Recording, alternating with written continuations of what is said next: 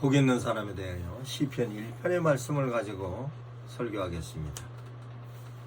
복 있는 사람은 악인의 길을 쫓지 아니합니다. 죄인의 길에 서지 아니하고 오만한 자리에 앉지 아니할 뿐만 아니라 여호와의 율법을 즐거워하여 그 율법을 주야로 묵상하는 자입니다. 저는 시냇가에 심은 나무가 시절을 쫓아 과실을 맺으며 그 잎사귀가 마르지 아니함 같으니 다 행사가 형통하다고. 악에는 그렇지 않으며 오직 바람에 나는 겨와 같도다. 그러므로 악에는 심판을 견디지 못하며 죄인이 의인의 회중에 들지 못하리로다. 대저 의인의 길은 여호와께서 인정하시나 악인의 길은 망하리로다 라고 시편 1편 말씀이 기록이 되어 있습니다. 그럼 이 말씀을 비추어서 여러분들의 현재 삶이 어떤지를 보겠습니다. 여러분들 하시는 일이 어떻습니까? 잘 됩니까? 시절을 쫓아 과실이 정확하게 맺어집니까? 뿐만 아니라 하시는 일이 번성합니까? 아니면 소멸되고 있습니까? 유지됩니까? 여러분 개인은 어떻습니까? 가정은 어떻습니까? 직장은 어떻습니까? 사회는 어떻습니까? 개별적으로 코로나 때문에 고통받지 않으셨습니까? 코로나 때문에 받았던 고통이 얼마나 고통스러운지 기억하십니까? 사람을 만나기 힘들었습니다. 예배드리기도 힘들었습니다.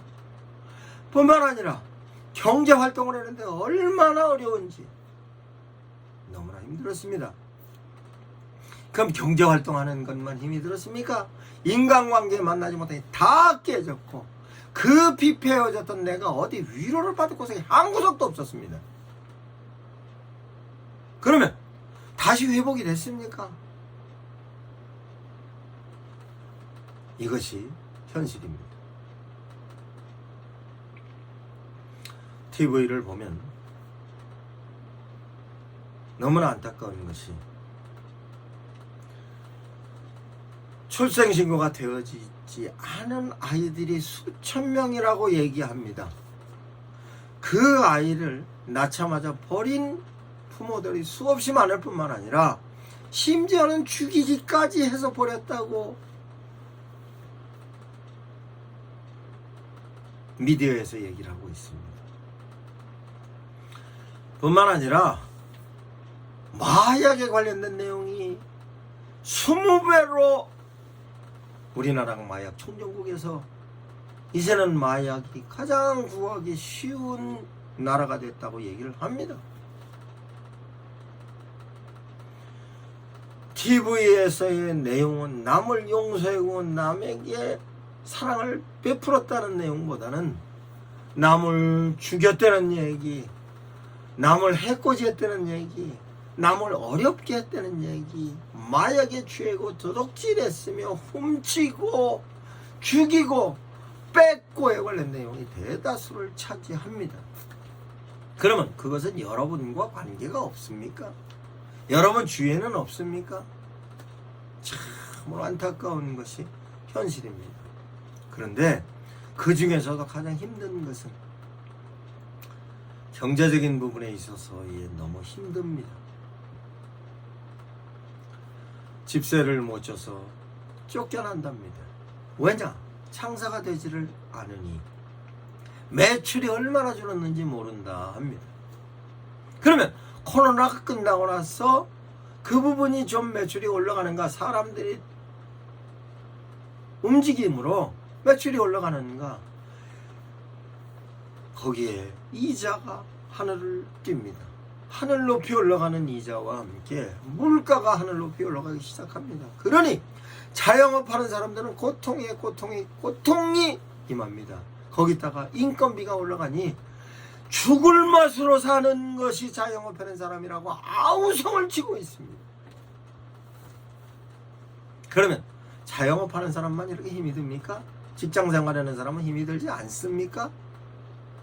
그러면 직장생활하는 사람은 근근히 모아서 집을 전세를 조금 늘 것 같습니다. 조금 늘 것 같으면 그 늙어간 부분에 있어서의 전세니까 전세 사기가 수없이 만연돼서 그 당하는 사람의 고통을 놓고 보니 정말 죽을 맛으로 살고 있는 사람들이 온통 천지입니다. 그러면 다시 또 사회적인 현상은 어떻게 갑니까? 사회적인 현상 가운데서의 내용을 보면 일본과의 관계, 중국과의 관계, 미국과의 관계를 통하여서 그 나라된 나라에 갖고 있는 이권에 관련된 내용으로 국민들은 중간에서 죽어나는 모습이 많이 비춰집니다. 그러면 그 내용을 해결할 수 있는 정치하는 사람들은 똑바로 정치를 하고 있느냐? 라고 보면 그렇지를 않습니다. 참으로 안타까운 것이 현실인데 그 현실에 대한 원인은 무엇인가? 인간의 본연에 갖고 있는 부분에 있어서의 품성이 악인이기 때문에 그렇습니다. 그 악의 출발점은 어디였을까요? 눈이 밝아져 하나님처럼 된다는 욕심을 사탄이 불어넣어서 내가 하나님처럼 된다는 욕심이 만들어졌습니다. 그 욕심에 의해서 하나님과의 관계성을 유지할 수 있는 접점으로 선악과는 하나님께서 먹지 말아라 하였던 하나님의 명령을 어깁니다. 선악과를 바라보면서 하나님의 뜻을 찾는 것으로 그 하나님과의 관계성의 접점을 인간이 깨트린 것입니다. 그 깨트리니 그 깨트림으로 보암직하고 먹음직했던 선악과를 따먹음으로 죄인이 됐고 나는 죄성으로 꽉 찬 죄인이 된 것입니다. 그러므로 나는 죄성에 대한 현상으로 내가 누군데의 욕심의 나로 만들어져서 그 욕심에 의해서 만들어진 사회적인 현상이 지금 만들어진 현재의 상황입니다. 그러면 매스컴에 나오는 사람을 죽인 사람, 매스컴에 나오는 강도짓한 사람, 매스컴에 나와서 도덕적인 부분에나 죄진 사람, 마약하는 사람, 이런 사람들만 다 죄인일까요? 그렇지 않습니다. 여러분은 그러면 살아가는 삶에 있어서 내가 판단하고 결정하고 실천함에 있어서의 근거는 어디에 두고 있습니까? 나는 죄를 안 집니까? 내가 죄인, 내가 생각하고 그 생각에 의해서 판단하고 결정하는 건 모든 것이 다 옳은 것입니까? 실제적으로 현재 내가 당하고 있는 고통은 외부적인 영향으로서의 고통이고 내 스스로가 만들어낸 고통입니다. 그것은 외부적인 영향에 있어서도 우리 국가적인 부분에 있어서로 이루고 있는 국민들, 정치하는 사람들, 모든 사람들이 과거에 어떤 판단을 했고 어떤 결정을 했고 어떤 실천을 한 것이 그게 정책적으로 바른 정책이 되었으면 사회가 이렇게 힘들지 않습니다. 그러나 그렇게 판단하고 결정하고 실천하였던 정책이 잘못되었을 때는 온 국민들이 고통을 받고 있는 것이며 그것은 가정에 있어서도 가장이 판단을 잘못하고 결정을 잘못하고 실천을 잘못하면 가정이 주저앉는 것이고 개인으로서 개인이 판단을 잘못하고 결정을 잘못하고 실천을 잘못하고 개인도 망하고 뿐만 아니라 직장에서 직장의 오너가 판단을 잘못하고 결정을 잘못하고 실천을 잘못하고 회사가 주저앉는 것이 사회적인 현상이고 이와 같은 현상은 하나님께서 이루시는 하나님의 뜻으로 움직여가는 세상이기 때문에 그런 것입니다. 어떻게 극복하시겠습니까? 극복하시는 방법이 무엇일까요? 하나님의 뜻으로 찾아가는 것입니다. 하나님의 뜻을 다시 찾아서 지키는 것입니다. 그러면 하나님의 뜻을 찾아서 지키는데 나는 하나님의 뜻을 성경을 통해서 알고 있다. 그럼 알고 있으면 어떻게 실천하고 계십니까? 나는 정치인인데 나는 정치를 하는 데 있어서 어떻다? 나는 경제인인데 어떻다? 나는 사업가인데 어떻다? 나는 직장인인데 어떻다? 라고 얘기할 때에 있어서 모든 사람들 한 사람 한 사람 갖고 있는 면에 있어서 판단하는 요소, 결정하는 요소, 실천하는 요소를 어떤 근거로 합니까? 사람들은요, 당신이 갖고 있는 정서로서 결정됩니다. 그 정서는 내가 갖고 있는 지식과 내가 갖고 있는 경험과 내가 습습되어진 모든 내용을 통해서 내가 만들어진 정서이고 그로 인하여 내가 결정을 집니다.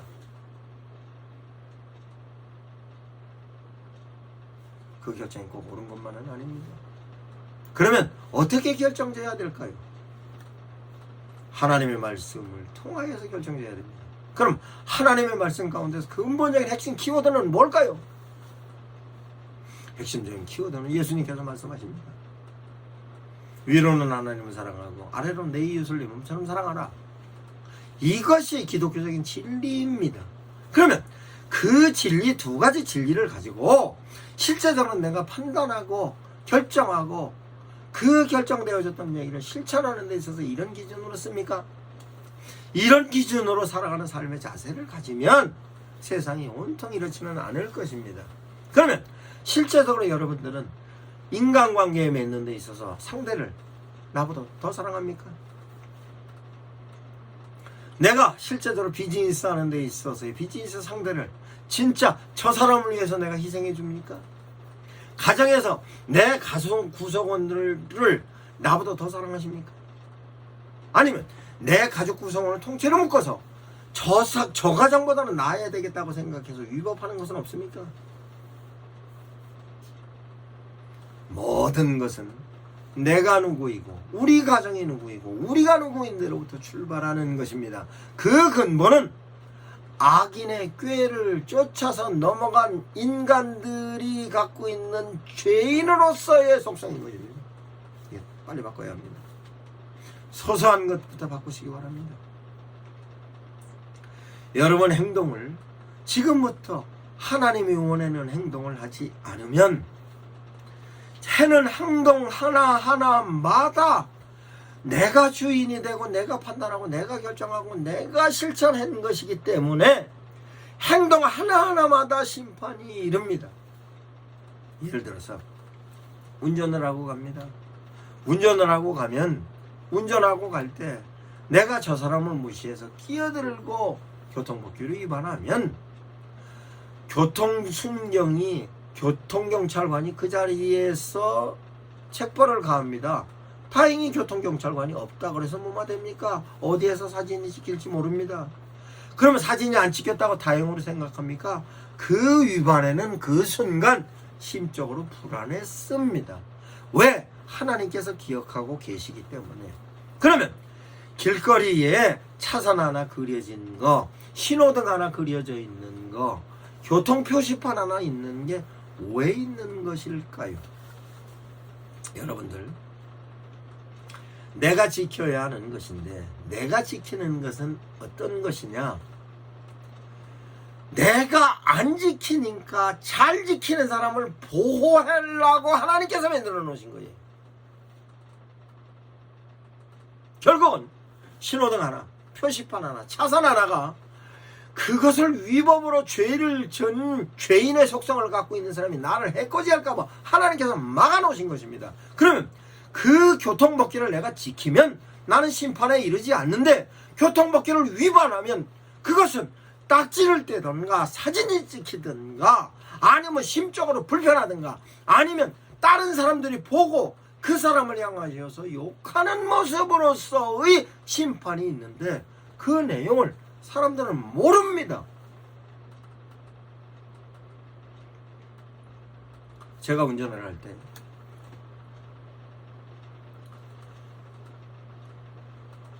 맨 바깥의 차선으로 차선을 변경하여 안으로 들어올 경우가 있습니다. 맨 바깥의 차선이 저 끝까지 뚫어져 있고 그 안쪽 차선은 저 끝까지 길이 막혀 있습니다.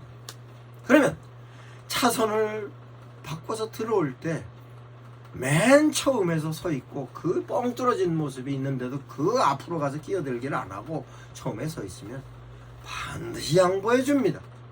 그러나 그 모습을 쭉 끝에까지 가서 끝에서 끼어들으려고 하면요, 그것을 바라보고 있는 모든 사람들은 그 사람을 향하여 욕을 하고 있습니다. 이것이 심판의 모습입니다. 내가 딱지를 띄어서 비록 벌금이라든 것으로의 물리적인 부분에 있어서 내가 제약은 안 왔다 할지라도 그것은 하나님이 보고 계시고 많은 사람들이 보고 있기 때문에 그 내용은 바로 심판입니다. 그 심판을 어떻게 견디겠습니까? 그 원인은 남보다 나를 더 사랑하고 내 이웃을 내 몸처럼 사랑하지 않는 데 대한 모습입니다. 제가 다니고 있는 중국집이 있습니다. 그 중국집에 가니 값이 굉장히 싸요. 사람들이 벌떼처럼 많이 옵니다. 왜 그런가? 주인이 TV에서 인터뷰하는 것을 봤습니다. 사람들이 너무 어렵기 때문에 짜장면 값을 올리지 못합니다. 그러나 그네들이 먹고 힘을 내는 모습이 너무 보람찹니다. 너무 보람차기 때문에 저는 그 보람이 더 중요해서 저는 짜장면 값 올리지 않을 뿐만 아니라 자료를 최고로 씁니다. 그런데 그분이 크리스찬이었대요. 얼마나 감사했는지 모릅니다. 그러면 그분이 음식을 만들 때 어떤 생각으로 만들었을까? 이것을 먹는 사람들을 사랑하는 마음으로 만드는 거하고 돈을 벌기 위해 만드는 거하고는 천지 차이죠. 그분을 사랑하면 그 먹고 가는 사람을 뒤에서 하나님, 내가 만든 음식을 먹고 가는 사람을 축복해 주세요 라고 심적으로 기도까지 했을 경우에 하나님께서 그 모습을 보시고 하나님께서 그 사업을 융성하게 안 해주실까요? 이와 같은 모습으로 사업을 해야 하는 것입니다. 그러면 직장에서의 인간관계는 어떻습니까? 실제적으로 내 직장에서 크리스천이라고 얘기하는 데 있어서 부끄러움을 누리는 사람이 대단히 많이 있습니다. 왜 그러느냐? 내가 행동적인 부분에 자신감이 없으니까. 그럼 행동적인 부분에 자신감이 없던 건 뭡니까? 내가 주인이 되어서 그 주인이 됐던 내가 인색함으로 내 이웃을 내 몸처럼 사랑하지 않는 모습이 나한테 있었기 때문에 내가 크리스찬이라는 이름을 제시할 수 없는 내용 아닙니까? 그러면 내가 크리스찬으로서 살아가는 삶에 대한 내용으로 살지 못하니 내가 바로 해는 행동마다 남들이 나를 어떻게 볼까, 남들이 나를 어떻게 볼까, 남들이 나를 어떻게 볼까로 끊임없는 심판에 놓여 있는 거 아닙니까? 그 내용을 심판받지 않기 위해서는 나는 크리스찬입니다. 그래서 나는 내 이웃을 내 몸처럼 사랑합니다. 그래서 내 동료 일을 내가 돕고 그를 위해서 기도도 하고 그와 같이 함께함에 있어서의 내 몸처럼 사랑하는 모습으로 그를 사랑하면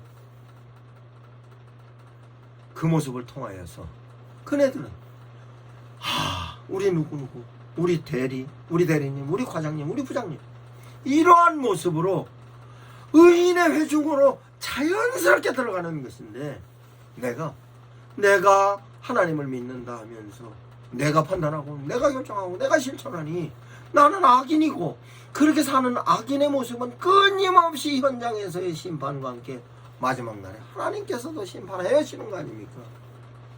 여러분들 교회 출석한다고 다 교인이 아닙니다. 교회에서 예배드리고 찬송 부르고 기도한다고 다 교인이 아니에요. 그것은 구분을 예수님이 지어 놓으셨어요.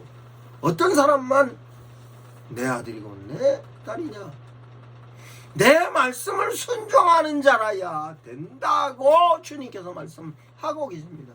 그 순종의 모습은 뭡니까? 내 이웃을 내 몸처럼 사랑하는 자로, 위로는 하나님을 사랑해서 하나님을 두려워해서 내 이웃을 내 몸처럼 사랑하는 것으로 그 모습으로 전환되는 것이 하나님께서 말씀하시는 뜻이고 그것이 율법이고 율법의 근거이며 그것을 위해서 예수님께서 십자가에 달려 죽으셨고 죽으신 걸로 끝난 것이 아니라 세상에 성령을 보내주셔서 그 삶을 누릴 수 있도록 제시한 것입니다.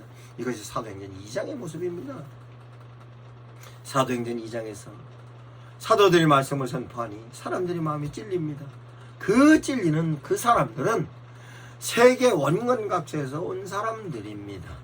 원근각처에서 온 사람들이면 어느 정도 레벨이 있는 사람들입니다. 사도들의 말씀을 갖고 찔렸고 찔림으로 인하여 고백하는 내용은 우리가 어때야 합니까?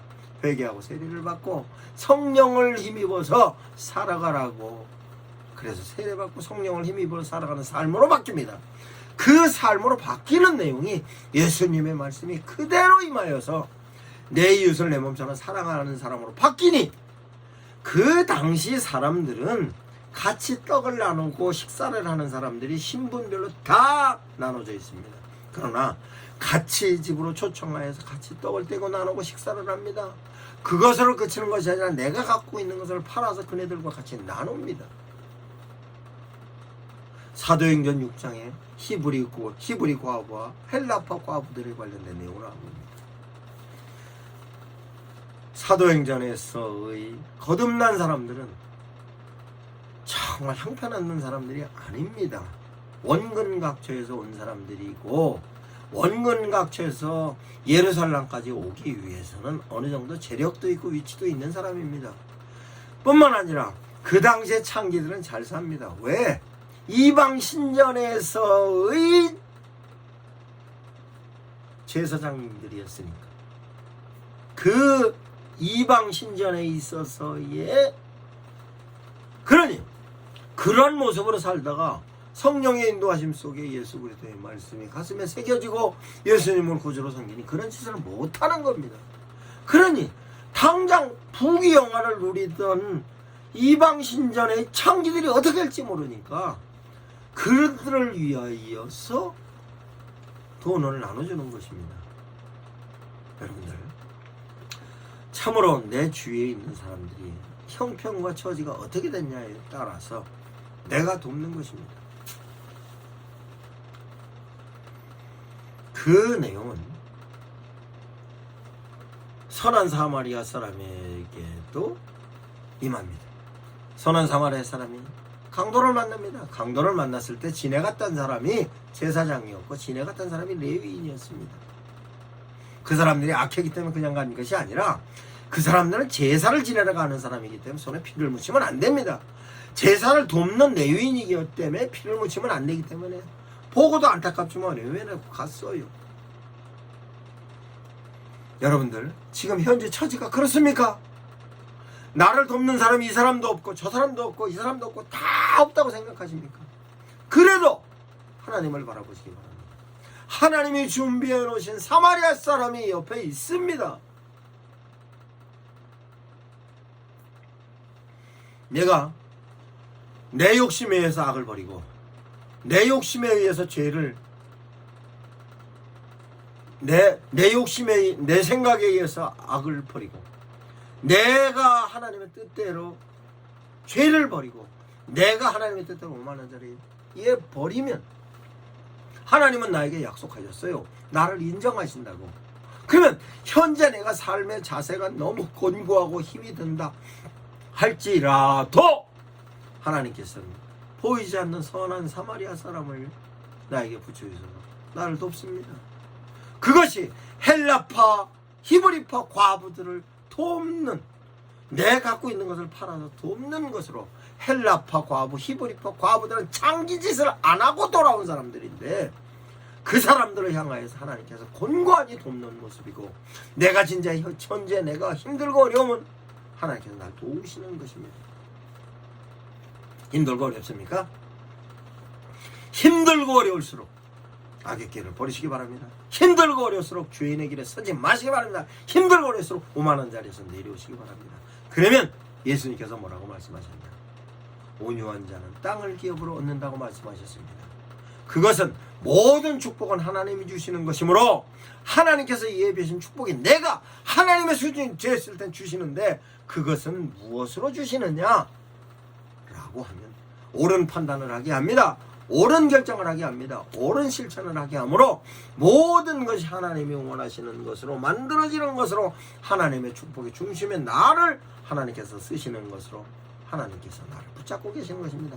지금 현재 여러분들 갖고 있는 모든 생각이 내 위주의 생각이었으면 하나님의 위주의 생각으로 바꾸시기 바랍니다. 내 위주의 행동이었으면 하나님의 위주의 행동으로 바꾸시기 바랍니다. 그러면 그 근거는 어디냐?